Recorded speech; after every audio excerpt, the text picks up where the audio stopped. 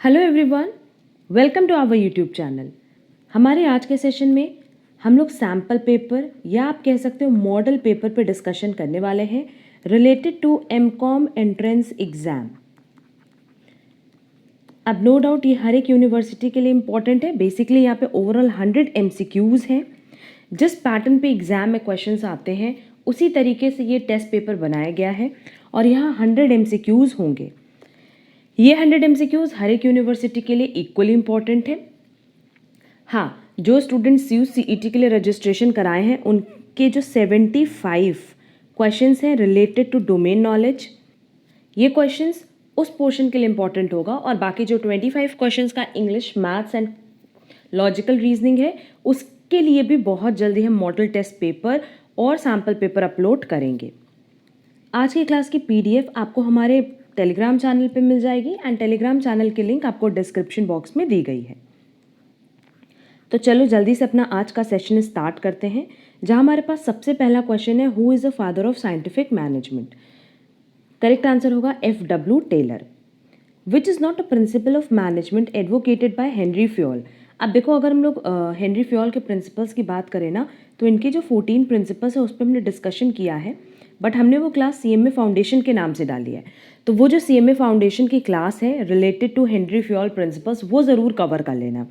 Option देखते हैं, division of work है, अथॉरिटी एंड रिस्पॉन्सिबिलिटी भी है, डिसिप्लिन भी है, बट क्या मोशन स्टडी ये प्रिंसिपल ऑफ मैनेजमेंट है हेनरी फ्योल का? नहीं। तो करेक्ट आंसर होगा D। Next, what is an function of staffing, setting planning premises, comparing actual with standards, developing organizational structure।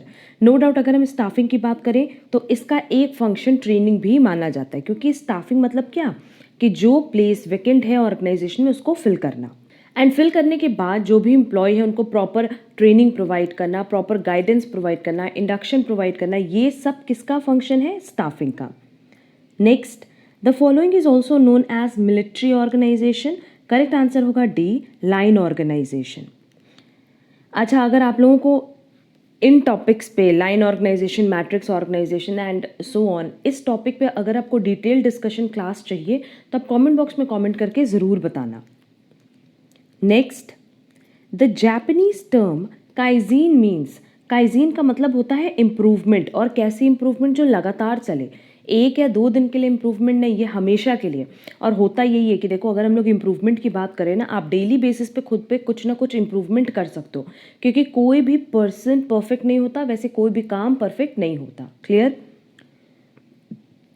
तो इसका करेक्ट आंसर होगा D, continuous improvement. Next, the activity concerned with recording and classifying financial data related to business operation in order of its occurrence is called। in order of its occurrence मतलब simply यहाँ पे कह रहा है that is in chronological order, कि day to day जिस order में वो अकर हो रहा है उसी ऑर्डर में हम उसको बुक्स में रिकॉर्ड कर रहे हैं। तो रिकॉर्डिंग भी है एंड क्लासीफाइंग भी है। अच्छा, आगे देखो, इसमें इंटरप्रिटेशन या एनालिसिस ऑफ डेटा नहीं है। अगर interpretation and analysis of data होता तब इसका आंसर अकाउंटिंग होता, बट क्योंकि रिकॉर्डिंग एंड क्लासीफाइंग की बात किया तो करेक्ट आंसर होगा B, book keeping. Next, a potential obligation that could be created depending on the outcome of an event can be called as contingent liability. क्योंकि contingent liability एक ऐसी liability होती है जो अगर हो भी सकती है, नहीं भी हो सकती है, वो बेसिकली एक सिचुएशन पे डिपेंड करती है। नेक्स्ट, द सम टोटल और aggregate of amounts which the customer owe to the business for purchasing goods of credit और सर्विसेज रेंडर्ड और in respect of other contractual obligations is known as.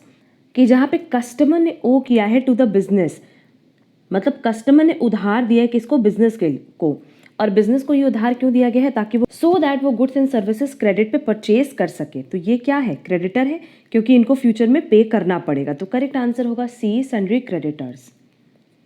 Next, which one indicates balance sheet equation concept. देखो, अभी तक जो equation था वो था capital plus liability is equal to asset, but अब अगर आप चारों ऑप्शन में देखोगे ना तो revenue, gain, expenses and losses, इसका भी रूल यहाँ ऐड हुआ है।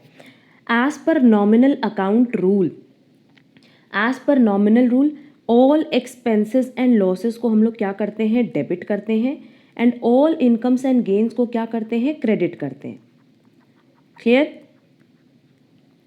अगर असेट की बात करें तो असेट का बैलेंस भी डेबिट बैलेंस होता है, लायबिलिटी एंड कैपिटल का बैलेंस क्या होता है, क्रेडिट। अब इसी के बेसिस पे देखो सिंपली क्या बनेगा, liability plus capital plus income plus gain, मतलब जितनी भी क्रेडिट की चीज़ें हमने उसको एक साइड रखी is equal to asset plus expenses plus losses, और जितनी डेबिट वाली चीज़ें हैं उसको हमने एक साइड रखी। तो as per given option correct answer होगा B, expenses plus losses plus assets is equal to revenue plus gain plus liability. बस इसमें कैपिटल नहीं दिया हुआ है तो करेक्ट आंसर होगा बी। बाकी तीनों ऑप्शन भी देख लेना, तीनों ही रॉन्ग है। Next, Ind AS 17 deals with leases. अब देखो accounting standard and Ind AS पे हमने ऑलरेडी क्लास अपलोड कर दी जहाँ हमने बता दिया है कि उसकी नंबरिंग क्या है, नेम क्या है, और इतना ही एग्जाम में पूछता है, इससे ज़्यादा पूछता भी नहीं, तो वो क्लास आप लोग ज़रूर से कवर कर लेना। Next, a husband promising his wife to buy her a necklace on occasion of a birthday is not a contract because. अब यहाँ देखो हस्बैंड ने प्रॉमिस तो किया कि हम आपको नेकलेस दिलाएंगे, बट क्या इन रिटर्न उसको कुछ मिल रहा है, नहीं मिल रहा है। दैट इज़ कंसिडरेशन के फॉर्म में हस्बैंड को कुछ भी नहीं मिल रहा है, तो हस्बैंड यहाँ पे किसी भी फॉर्म में उसके साथ कॉन्ट्रैक्ट में एंटर नहीं कर रहा है। मतलब अग्रीमेंट तो बन रहा है, बट क्या इस अग्रीमेंट की कोई लीगल इन्फोर्सिबिलिटी है, नहीं। ये बेसिकली सोशल अग्रीमेंट है, वो अपनी वाइफ से एक प्रॉमिस कर रहा है जो वो बाद में तोड़ भी सकता है, क्लियर। तो यहाँ पे अग्रीमेंट तो हो रहा है, बट उस अग्रीमेंट में किसी भी तरह की कोई लीगल रिलेशनशिप क्रिएट करने की इंटेंशन नहीं दिख रही है। तो as per given option C होगा, no intention to create legal relationship. Next, a contract in which there is an obligation on the part of only one party when the contract is concluded. Implied contract, implied contract एक ऐसा contract होता है जो माना जाता है, मतलब उसमें कुछ बोल के या लिख के बताने की ज़रूरत नहीं होती। Executed contract, multilateral contract, unilateral contract. No doubt अगर एक पार्टी को ही अपना पार्ट प्ले करना है तो ऐसे कॉन्ट्रैक्ट को हम कहते हैं unilateral contract. F advertised in a newspaper that he would give rupees 2000 to anyone who find and return his lost job। अब देखो क्वेश्चन में साफ साफ कह रहा है कि F ने जब एडवर्टीजमेंट कराया तो उसने कहा कोई भी ढूंढ करके ले आए वो उसको इन रिटर्न कुछ ना कुछ देगा। तो ये किस तरह का ऑफर है, journal offer, public at large को ये ऑफर किया जा रहा है, ना कि किसी स्पेसिफिक पर्सन को। Next, which is a right of an unpaid seller against a buyer personally. देखो right of lien, right of stoppage in transit, right of resale, ये सब अगेंस्ट गुड्स है, but right to file a suit for price ये against buyer है, तो correct answer होगा C. Which is not a feature of LLP। LLP पे हमने अलग से ऑलरेडी क्लास अपलोड की हुई है। One partner is not answerable और liable for another's partner misconduct और नेग्लिजेंस, ये तो करेक्ट है। Partners of an LLP have the right to manage the business directly, ये भी करेक्ट है। Post incorporation number of partners हमेशा क्या होते हैं, लिमिटेड, ये भी करेक्ट है। क्योंकि इसमें नंबर ऑफ पार्टनर्स लिमिटेड होते हैं ना, इसीलिए लोगों को स्विच करना पड़ता है कंपनी पे। Can raise funds from NBFCs, no, ये किसी भी नॉन बैंकिंग फाइनेंस कंपनी से फंड रेज नहीं कर सकती, तो करेक्ट आंसर होगा डी। दर्शनी हुंडई आर पेबल, ये हमेशा पेबल होता है at sight. Which is not disclosure requirement under AS 11।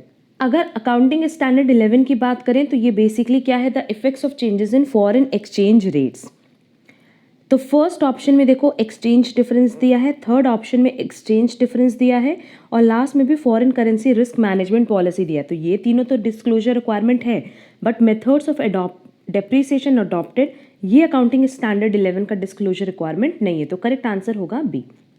Next, which is not a characteristics of financial lease. अब देखो फाइनेंशियल लीज में ना बेसिकली क्या होता है कि जो भी गुड्स, जो भी असेट आप लीज पे दे रहे हो उसको आप इतने साल के लिए लीज पे देते हो, लाइक 99 ईयर्स, क्लियर। तो उसमें बेसिकली हम लोग क्या करते हैं, जो लीज लेसर होता है वो लीजी को ही ownership as well as risk transfer कर देता है। बट फाइनेंशियल लीज के एंड पे जो लीजी है उसको ये ऑप्शन दिया जाता है कि आप चाहो तो वो असेट खरीद लो और चाहो तो मत खरीदो। बट क्या ऑपरेटिंग लीज में ये बेनिफिट मिलता है, नहीं मिलता है। ऑप्शन देखते हैं, लिखा है कि the lessee will get the ownership of leased asset at the end of the lease term. The lessee has an option to buy the leased asset, yes. The term lease covers the major part of the life of asset, yes. अभी जैसे बताया कि 99 years की अगर आप lease ले रहे हो तो उसका मेजर जो हिस्सा है असेट का, जो मेजर यूजफुल लाइफ है वो तो खत्म हो जाएगा। Does not transfer substantially all the risk and reward incidental to ownership. अब अगर फाइनेंशियल लीज की बात करें तो इसकी सबसे बड़ी कैरेक्टरिस्टिक्स ही यही है कि ओनरशिप के साथ साथ रिस्क भी ट्रांसफर हो जाता है। और ऑप्शन डी में देखो लिखा है does not transfer substantially all the risk and reward incidental to ownership, तो करेक्ट आंसर होगा D. Next, which accounting standard deals with earning per share? Accounting standard 20। The scope of accounting standard 29 includes simply contingent assets. Share premium account can not be applied for. देखो share premium account को आप कहीं पे भी apply कर सकते हो, but अगर डिविडेंड पे करना हो तो वहां पे आप यूज नहीं कर सकते। To issue fully paid bonus shares, yes. To write off preliminary expenses, yes. To write off the expenses of commission paid, yes. But to pay cash dividend, no. अगर सिक्योरिटी प्रीमियम का पैसा है तो उसको dividend distribution में हम use नहीं कर सकते। Next, PK limited forfeited 10,000 equity shares of 10 each, जहां पे 2 रुपये का फर्स्ट कॉल नहीं हुआ और 3 रुपये का फाइनल कॉल नहीं हुआ। These shares were reissued at a discount of 3.50 per share.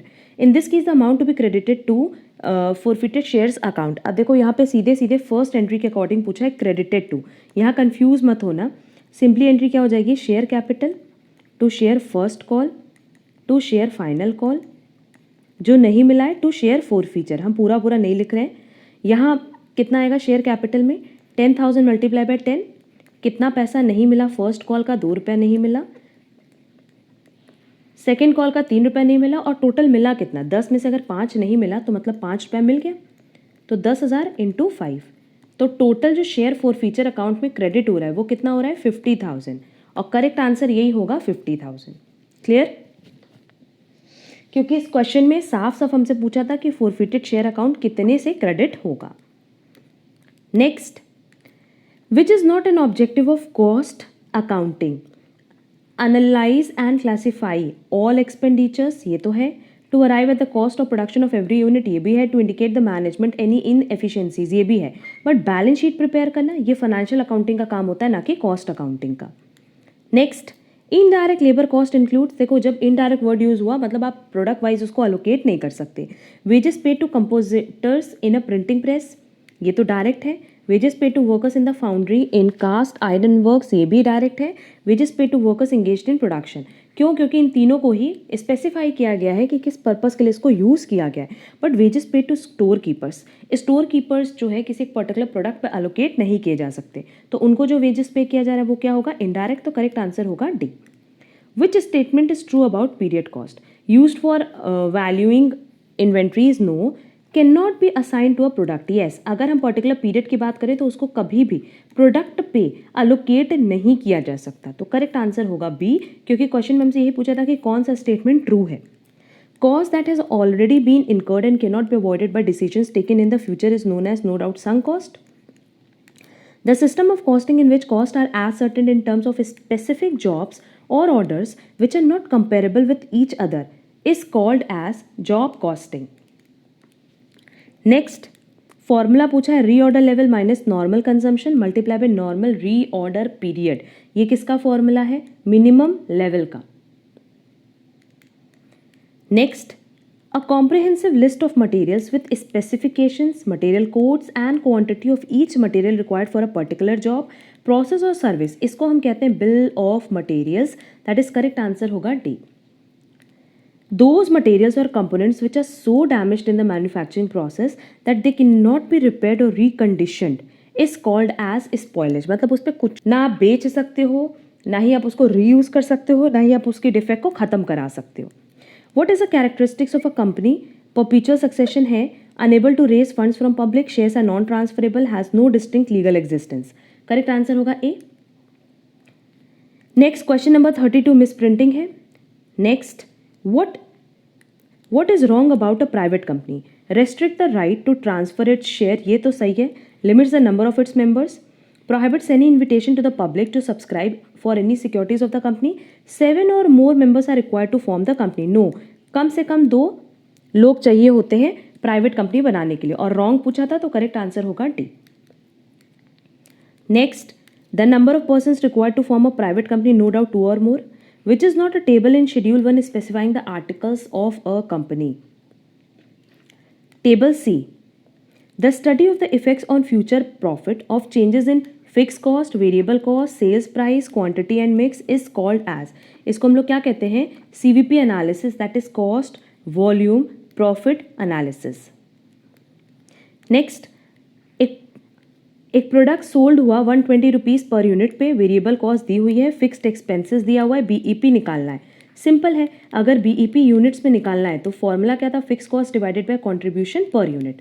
Fix cost हमारे पास दिया हुआ है 8000 एंड कंट्रीब्यूशन पर यूनिट कितना दिया हुआ है, selling price minus variable cost ₹40 per unit. Clear. अब आप इसको जब सॉल्व करोगे तो आपके पास आएगा 200 यूनिट्स कि आपका break even point, that is no profit no loss situation कहाँ एग्जिस्ट करेगी, 200 यूनिट्स पे। The probability of an event ranges from -1 to +1. Ratios used to measure the effectiveness of the employment of resources are termed as activity ratios. Cash flow from operating activities include, अब देखो operating activity, investing activity, financing activity, overall cash flow पे ही हमने detail discussion किया है। और operating activities मतलब जहां हम डे टू डे एक्टिविटीज़ की बात कर रहे हैं। अगर अमाउंट बोरोड है तो ये बेसिकली फाइनेंसिंग एक्टिविटी हो गया, इशूइंग शेयर्स फाइनेंसिंग एक्टिविटी है, redemption of preference share financing activity है। But supplier for goods and services मतलब क्रेडिटर्स की बात कर रहा है ना, तो ये डे टू डे एक्टिविटीज़ है। करेक्ट आंसर होगा C. Next, which is not an objective of research as per given option, इसका करेक्ट आंसर होगा C, to impose a false hypothesis. Dash means that correct procedures have been applied to find answers to a question, इसका correct answer होगा D, validity. Research attempts to describe systematically a situation, problem, phenomenon, इसका correct answer होगा descriptive research. Basically ये questions learn करने वाले इसलिए सिर्फ इसका आंसर बता रहे हैं। In research, review of literature is not aim to improve, is not aim to copy the work of others. Dash is segment of the population selected to represent the population as a whole. No doubt sample. What is a probability sample? इसमें से दो तरह के sample होते हैं ना, एक तो प्रोबेबिलिटी सैंपल होता है और एक नॉन प्रोबेबिलिटी सैंपल होता है। तो यहाँ पे हमसे क्या पूछा है, प्रोबेबिलिटी सैंपल, और as per given option probability sample है बी, स्ट्रैटिफाइड रैंडम सैंपल। बाकी जो है convenience sample, quota sample, judgement sample, ये non probability sample. Next, what is the characteristics of income tax? Incidence and impact fall on two different persons. Regressive in nature, useful tool to promote social welfare by checking the consumption of harmful goods or sin goods. Progressive in nature. No doubt इसका correct answer होगा D, progressive in nature, कि जो जितना earn करा उसी के according उससे tax लेते हैं, जो कम अर्न करा उनसे कम टैक्स लेते हैं, जो ज़्यादा अर्न करते हैं उनसे ज़्यादा टैक्स लेते हैं। इसी बेसिस पे तो स्लैब रेट्स बने होते हैं। Clear. Loss from derivative trading is speculative business loss. Next, under income tax laws, a group of individuals who join together for common purpose, whether or not to earn income, is termed as, इसको हम कहते हैं association of person, that is correct answer होगा B. Question number 50, which is not treated as an income for taxation purpose, इसका answer सारे student comment box में comment करके ज़रूर बताना कि इसका आंसर आपके अकॉर्डिंग क्या करेक्ट होना चाहिए। Next, a 50% deduction is allowable under section 80J of the Income Tax Act on donation to whom of the following. 50% की बात करें तो as per given option correct answer होगा C, Rajiv Gandhi foundation. First due date for payment of advance tax in case of an individual is dash of the previous year, 15 June. Next, advance tax is required to be paid by all assessee only if estimated advance tax liability is 10,000 or more. Next, what is true about GST? अगर GST की बात करें तो as per given option जो correct answer होगा वो होगा A, a value added tax levy on sale और सर्विस और बोथ। देखो सेकंड ऑप्शन दिया tax levied on production, no, ये कंजम्पशन पे होता है। No input tax credit available, बल्कि ITC अवेलेबल होता है। No return has to be filed, बल्कि इसमें कई सारे रिटर्न फाइल करने होते हैं। GST levied on inter state supply of goods is IGST, और यही इंट्रा स्टेट होता तब SGST और CGST होता। हमने GST पे ऑलरेडी क्लास अपलोड कर रखी है जहाँ पे जितने इंपॉर्टेंट MCQs बन सकते हैं GST से वो सब हमने डिस्कस किए हैं। अच्छा, सबकी लिंक आपको डिस्क्रिप्शन बॉक्स में दी गई है और यूनिवर्सिटी वाइज हमने प्लेलिस्ट भी बनाई है, वहाँ पे भी इंक्लूड कर लिया है। विच is not true about auditing involves evaluation of the relevance, reliability, adequacy, ये तो करेक्ट है।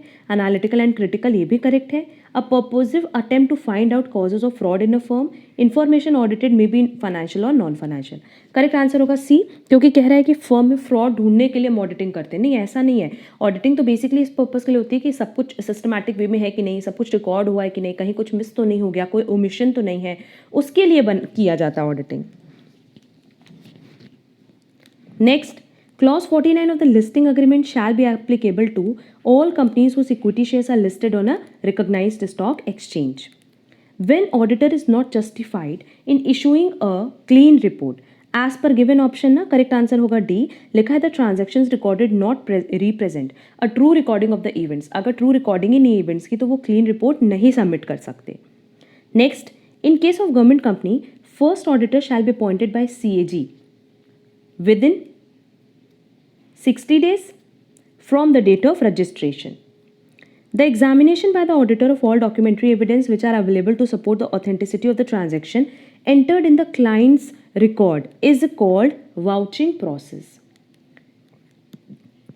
Next, स्वेट एनालिसिस का मतलब क्या होता है? Strength, weakness, opportunity and threats. That is correct answer होगा D. Find the term that does not belong to a common group. Product है, प्लेस है, प्राइस है, जो 4 P's है, क्योंकि ये तीनों बेसिकली 4 P's का पार्ट है. और एक था इसमें प्रमोशन, बट रिक्रूटमेंट नहीं है, तो करेक्ट आंसर होगा C. In marketing which is not a macro environmental factor. इसमें से मैक्रो कौन सा नहीं? कॉम्पिटिटर्स. ये माइक्रो है. The receipt given by the shipping company to the shipper for goods accepted for carriage by sea is called bill of lading. Next, a measure of all economic transactions between one country and all other countries. इसको हम कहते हैं balance of payment. Next, a contract in which the seller undertakes to place the goods alongside a ship ready for boarding and carry all charges up to that point is called FAS contract. अब इन चारों ही contract पे और जो types of contracts होते हैं ना, क्योंकि इसमें हमने देखा है कि बच्चों को थोड़ा डाउट होता है, तो इस टॉपिक पे हम डिटेल डिस्कशन बहुत जल्दी करेंगे. क्वेश्चन नंबर 67 इररिलेवेंट है. Dash is additional commission payable to the consignee for taking over additional responsibility of collecting money from customer. No doubt del credere commission. Basically del credere commission एक ऐसा commission होता है जो कि consignor इसलिए देता है सो दैट आप क्रेडिट पे गुड्स सेल करो और जो भी बैड डेट हो वो आप खुद ही बियर कर लो. मतलब कंसाइनी का खुद ही बियर करना होता है. क्लियर? और क्योंकि लिखा है कि कस्टमर से पैसा कलेक्ट करना, मतलब आपने जो सेल किया वो कैश पे नहीं किया होगा, क्रेडिट पे किया होगा, तो आपको क्या मिलेगा? Del credere commission. Next, which is a feature of a bill of exchange. Bill of exchange में 3 पार्टीज होती है, ड्रॉअर, एक्सेप्टर एंड पे, तो करेक्ट आंसर होगा D. What is true about income and expenditure account. Income expenditure account बिल्कुल वैसे ही बनता है जैसे PL अकाउंट बनता है, तो करेक्ट आंसर होगा C. It closely resembles the PL account of a trading concern. Next, the debts which will be receivable or not cannot be ascertainable at the date of preparing the final accounts is termed as doubtful debts, bad debts, sundry debtors, provision for bad debts. Bad debts मतलब जो पैसा डूब गया, sundry debtors मतलब जो मिलना है. इसका करेक्ट आंसर होगा ए, डाउटफुल डेट्स, क्योंकि डाउटफुल डेट्स मिल भी सकता है, नहीं भी मिल सकता. हम श्योर नहीं होते कि पैसा मिलेगा या नहीं. Next, dash is a measurement of the amount of data that can be transmitted over a network at any given point of time. Bandwidth. find odd one out. Twitter, Instagram, Facebook, ये 3 तो same है. Google Meet इसका correct answer होगा. Question number 74 का भी answer आप लोग comment box में कमेंट करके बताना और डिटेल में डिस्कस करना कि आपका गिवन ऑप्शन क्यों होगा. Next, question number 75. Dash is a prototype portal site for biological information. Correct answer होगा C, BRNet. Which is a nature of entrepreneurship. Innovation होगा, ऑर्गेनाइजिंग बिल्डिंग फंक्शन होगा, लीडरशिप भी होगा, तो करेक्ट आंसर होगा D, all of the above. Next, among the following which is a psychological factor affecting entrepreneurship. Need for achievement. Next, dash is where someone displays the traits and characteristics of entrepreneurship while within and being part of a larger company. Correct answer होगा B, entrepreneurship. Dash is a type of financing where the setup offers up a partial ownership stake in the company for money. Partial ownership कहाँ मिलता है? Venture capital में. Next, in India, micro units are the enterprises with investment up to dash and turnover of below dash. Investment micro units के लिए investment up to 1 crore होना चाहिए और turnover up to 5 crore होना चाहिए, तो करेक्ट आंसर होगा ए. Dash is a written statement detailing the duties of a particular job title. Job description. Next, a gradual voluntary reduction of employees through resignation and retirement who are not then replaced, और उनकी जगह फिर आप vacancy fill भी नहीं करते, तो decreasing the size of the workforce. इस पूरे प्रोसेस को हम कहते हैं attrition. Dash is the process of assessing the organization human resources needs in light of organizational goals and making plans to ensure that a competent, stable workforce is employed. ये basically कहाँ किया जाता है? Human resources planning में। Dash is a process of testing the ability, skill and aptitude of the candidate. Find out those candidates who are best suited to the specific jobs. No doubt recruitment process, क्योंकि recruitment process में सबसे बड़ा फ़ायदा ये होता है कि बहुत सारे लोग अप्लाई करते हैं. Next, Dash is to determine the present state of efficiency of the employee in order to establish the actual need for training and motivation. Performance appraisal, जब आप परफॉर्मेंस अप्रेजल करोगे तभी तो पता चलेगा कि किस एम्प्लॉय को कितनी ट्रेनिंग और कितने मोटिवेशन की ज़रूरत है. Next, coordinates the sharing of supervisory responsibilities among national authorities to respect of banks' foreign establishments with the aim of ensuring effective supervision of banks' activities worldwide. इसका करेक्ट आंसर होगा A, Basel committee. In banking, a substandard asset would be one which has remained NPA for a period less than or equal to 12 months. जहाँ आपको principal या interest amount 12 महीने से ज़्यादा के लिए ना मिले तो उस असेट को हम क्या कहते हैं? Non performing asset. The rate at which the RBI borrows funds from commercial bank, no doubt reverse repo rate. Next, the present RBI governor Shaktikanta Das, which is not a digital payment method. NEFT है, check नहीं है, e-wallet है, RTGS है. Correct answer होगा सी. How many digits are there in a MICR code? ये net पे search करना, इस पे 9 कोड्स होते हैं. 9 डिजिट्स का कोड होता है ये. Next, dash policy is generally taken out during construction which covers the ship. Ship की बात क्या है? मतलब hull insurance. Next, dash is a downward movement from one job level to another preceding it leading to a reduction in rank, status, pay and responsibility. जब आपकी responsibility बढ़ती है, rank बढ़ती है, स्टेटस बढ़ता है, पे स्केल बढ़ता है, तो उसको प्रमोशन कहते हैं. और अगर डिक्रीज होगा तो demotion. Which is an of the job training method? Vestibule training. Dash is an agreement between banks and insurance companies by which the bank offers insurance benefits to its customers. No doubt correct answer होगा C, bank assurance. Dash is an insurance of the life or health of a person whose services are essential to the continuing success of the business and whose death or disability can cause a firm a substantial amount of financial loss. Key man person, जो की man person होते हैं, जो organisation के लिए ज़रूरी होते हैं, उनके जाने से या उनकी डेथ से बहुत ज़्यादा लॉस होगा ऑर्गेनाइजेशन को, तो उनके लिए वो कीमैन इंश्योरेंस कराती. करेक्ट आंसर होगा D. Question number 97, what sum of money will amount to ₹1380 in 3 years at the rate 5% per annum simple interest. Simple interest पे हमने ऑलरेडी क्लास डाली हुई है. इस क्वेश्चन का आपको डिटेल आंसर हमारे टेलीग्राम चैनल पे मिल जाएगा और इसका करेक्ट आंसर होगा बी, 1200. बेसिकली इसमें प्रिंसिपल अमाउंट नहीं दी हुई है. अमाउंट दिया है 1380, टाइम दिया है 3 years और रेट दिया है 5%. तो सबसे पहले इस क्वेश्चन में क्या करना है कि आपको सिंपल इंटरेस्ट निकालना है. अब आप बोलोगे मैम सिंपल इंटरेस्ट कैसे निकालें? तो सिंपली ऑप्शन से ही सिंपल इंटरेस्ट निकल जाएगा. मान लो 1200 हम ले रहे हैं प्रिंसिपल, तो ये प्रिंसिपल है, multiply by time multiply by rate. जब आप इसको सॉल्व करोगे तो आंसर आएगा 180. सिंपल इंटरेस्ट आया 180. अमाउंट क्या होता है? Principal plus simple interest. Principal हमने लिया 1200 और सिंपल इंटरेस्ट कितना है? 180.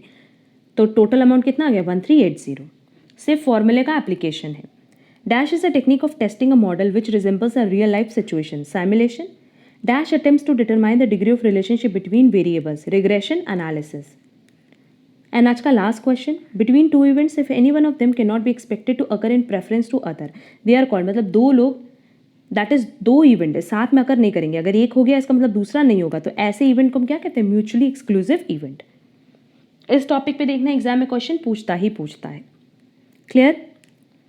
ये ओवरऑल 100 MCQs थे. एंड ये जो सैम्पल पेपर और मॉडल पेपर हमने अपलोड किया है, इसी पैटर्न पे एग्जाम में क्वेश्चंस आते हैं. तो इन क्वेश्चंस की प्रैक्टिस आप लोग अच्छे से कर लेना. और अगर किसी भी क्वेश्चन में डाउट होगा तो आप कमेंट बॉक्स में कमेंट करके पूछ सकते हो.